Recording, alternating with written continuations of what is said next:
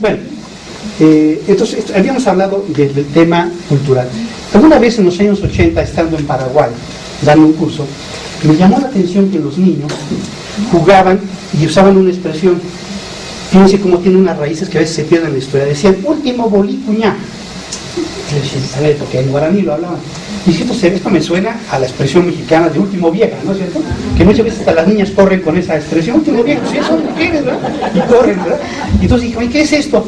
Ah, es que aquí en Paraguay significa último mujer de boliviano. ¿De dónde viene esto?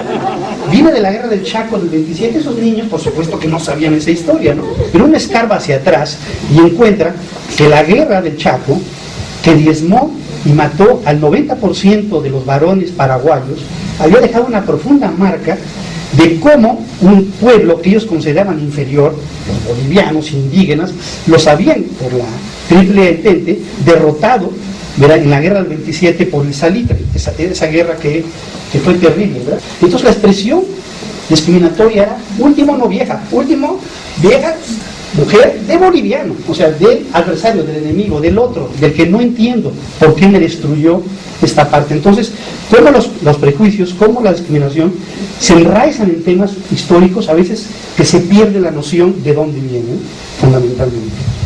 Bien, hay estigmas, bueno, hay una visión de los estigmas que españoles del siglo de oro estos tenían como algo positivo, ¿no? Las marcas, ellos decían las marcas del Señor, ¿verdad?, que dejó, pero lo veían los místicos españoles como algo positivo. Pero por lo los estigmas son un atributo desacreditador que socialmente sirve para degradar a la persona que lo posee, ¿verdad? Y además una especie de marca sociocultural que define en forma permanente como distintivo, ¿verdad?, para empezar a distinguir los conceptos, ¿verdad?, esta parte que marca, ¿no?, estigma, ¿verdad? Puede ser en ocasiones una cosa muy visible, como la gente dice ahora, ¿no? Se prohíbe en ciertas escuelas como reglamento que los médicos, los estudiantes de medicina, por ejemplo la Salle, prohíbe que los estudiantes se puedan hacer un tatuaje, ¿no?, aunque sea artístico, ¿no? Eso los excluye, o que puedan donar sangre, o que puedan, una serie de cuestiones, ¿no? El siguiente concepto sería el prejuicio, ¿no?, que como platicaba en la comida con un colega de ustedes, decía, es que ¿por qué no hablamos de prejuicios positivos? Me decía, sí, analíticamente puede haber algún prejuicio positivo, pero en lo práctico, los llamados prejuicios positivos muchas veces se revierten también contra los grupos más débiles. Y le ponía el ejemplo claro de la visión del modelo de acumulación en Ciudad Juárez, ¿verdad? El prejuicio decía, las mujeres son más trabajadoras que los hombres.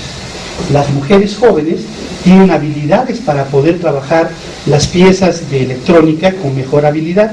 Las mujeres no se emborrachan.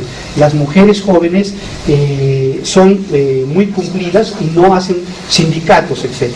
Entonces esto llevó durante 30, 40 años a contratar solo a mujeres, ¿verdad?, y a excluir a los varones, sin un proceso de readaptación para que pudieran trabajar en el hogar. Estaban en la casa sin hacer nada, ¿verdad? No cuidaban niños, no tenían las herramientas para eso, ¿verdad?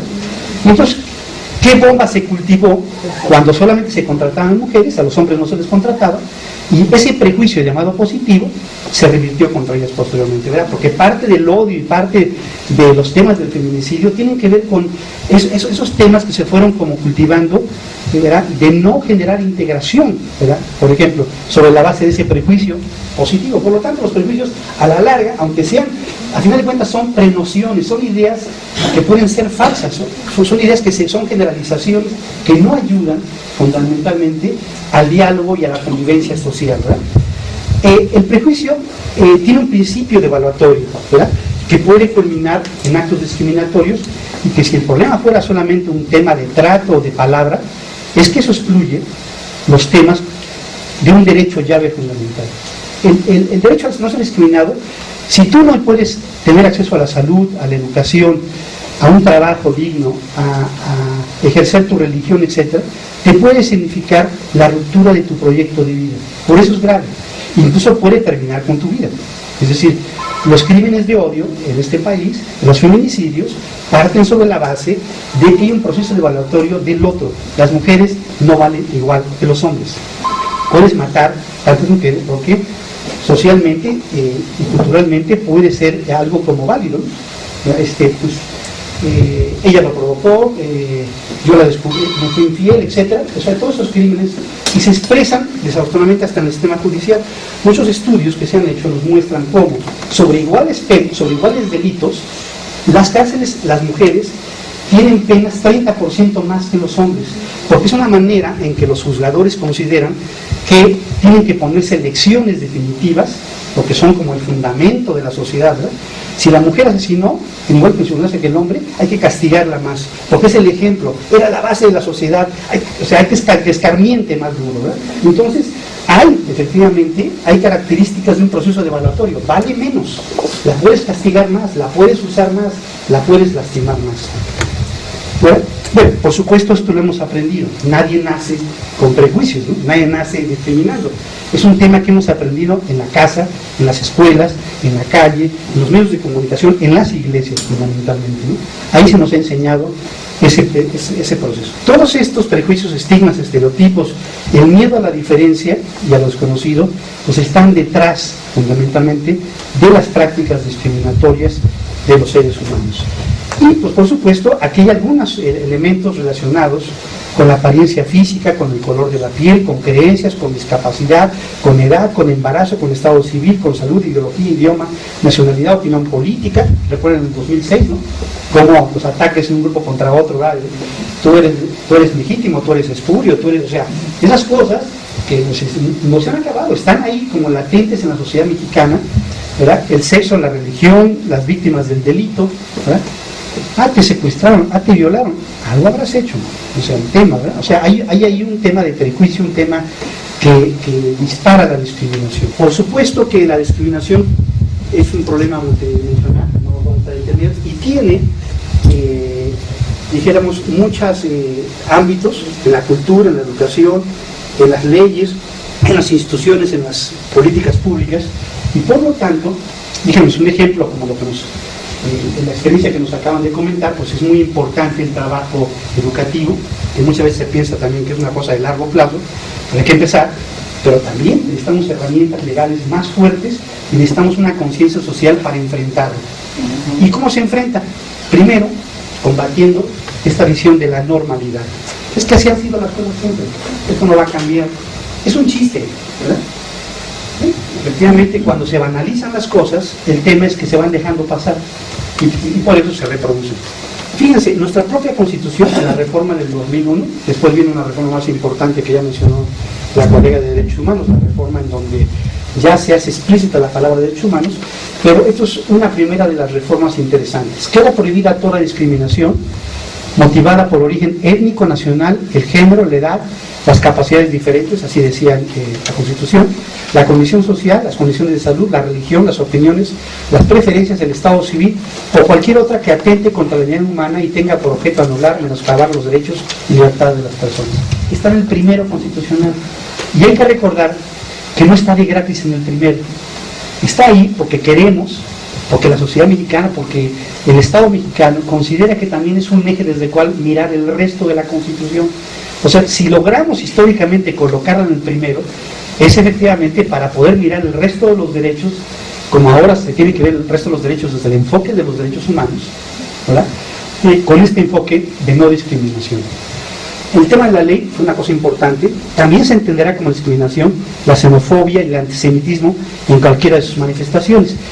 Dijéramos, la ley federal, que es una parte del reglamentario del primero constitucional, explícitamente menciona la xenofobia y el antisemitismo como parte de nuestra norma, ¿verdad? Sin embargo, a veces no conocemos esa profundidad y no usamos a profundidad esa parte que nos da la legislación mexicana para enfrentar y para prevenir esas cosas. No en todos los estados existen leyes antidiscriminatorias, no voy a detener porque la exposición no es sobre legislación, vamos adelante. Los ejemplos paradigmáticos de discriminación en nuestro país. No son, muchos grupos sufren discriminación, pero clásico, pues el tema de las mujeres, ¿no? O sea, las mujeres en este país son más de la mitad, y pues simplemente veamos en términos políticos, ¿verdad? 13% al 16%, más o menos en promedio en algunos estados, de mujeres legisladoras, cuando son más de la mitad, solo 3% de presidentas municipales, ¿verdad? Muy pocas juezas, muy pocas magistradas, etc. Hay una exclusión de la vida política de las mujeres en este país. Pero además, pues siempre son tratadas como personas menores de edad, con capacidad intelectual diferente, como objeto sexual, ¿verdad? Y cuyo papel se restringe solamente a ser madres y el ámbito de edad. Cosa que ha cambiado. Cuando se dice, es que en este país, ¿cómo es posible que estén pensando en familias diferentes? Por favor, la verdad se encargó de decirnos que más de la mitad de los mexicanos han sido educados por dos mujeres, la abuela y la madre y la tía, la madrina y la mamá, porque el papá está ausente, perdónenme. O sea, aunque lo queramos decretar, eso ya sucedió, ¿verdad? Y nadie enloqueció, ¿verdad? O sea, más de la mitad de este país ha sido educado por dos o más mujeres. Así que, ¿dónde está el tema fíjense que la familia mamá-papá es la que... Esto ya se acabó, eso no existe más en este país.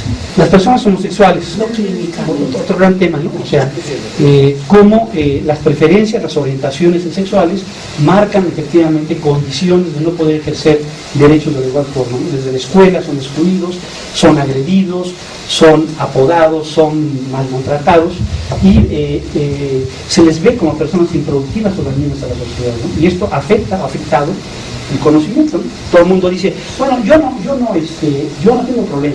El gran problema es que se les note, ¿verdad? Eso sí, lo que decimos, la encuesta nacional lo que dice, no es que yo no tengo problema contra los gays, el problema es que se les nota, ¿sí?